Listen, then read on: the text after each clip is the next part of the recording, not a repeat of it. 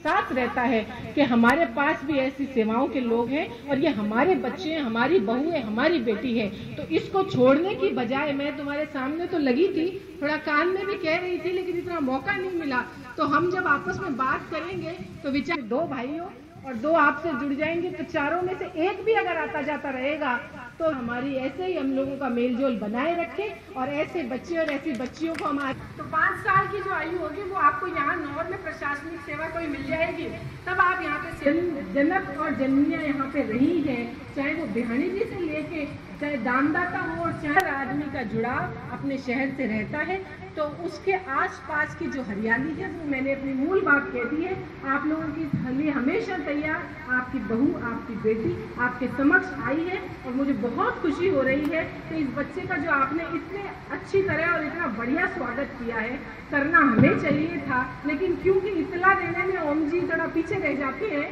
तो इन्होंने हमें लास्ट वक्त आप ये कहा करो ये हमारे नौर का बच्चा है और सबसे विचार विमर्श करके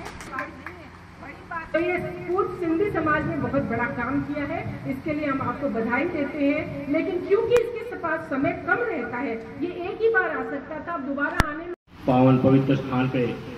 पूज्य सिद्धि पंचायत द्वारा आयोजित सम्मान समारोह आज के हीरो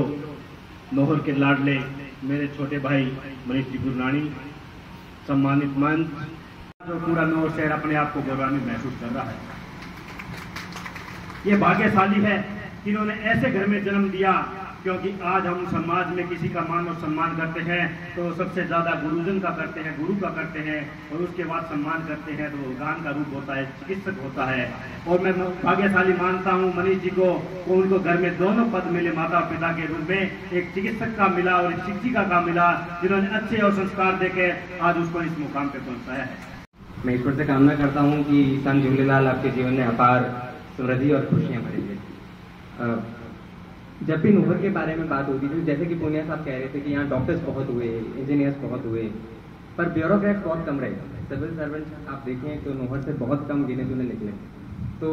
ये एक चीज़ थी जो हमेशा दिमाग में खलती थी कि ऐसा क्यों है कि नौहर भारत से सिविल सर्वेंट कम निकलते हैं भारत सरकार के लिए। आशा है कि मैंने इसमें कमी में एक तो कुछ तो पूरा किया और मेरे आने वाली पीढ़ी और मेरे युवा साथी इसमें और आगे बढ़ेंगे, ऐसा मुझे पूरा विश्वास है।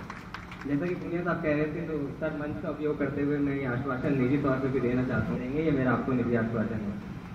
मैडम से मुझे ये कहना है कि वो कैडर मैनेजमेंट वाला और शादी वाला वो देख लूंगा, चिंता मत करो। इसके अलावा मुझे आप सभी का पुनः धन्यवाद देना है, विभिन्न एसोसिएशन का। मैं आपसे कामना करना चाहता हूँ, आपसे विनती करना चाहता हूँ कि समाज की जो बुराइयाँ हैं, भ्रूण हत्या, महिलाओं के लिए